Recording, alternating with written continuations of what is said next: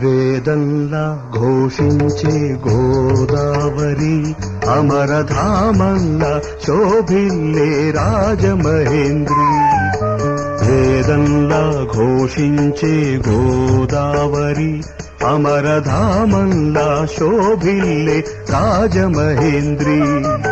శతాబ్దాల చరిత గల సుందర నగరం, శతాబ్దాల చరిత గల సుందర నగరం, గత వైభవ దీప్తులతో కమ్మని కావ్యం.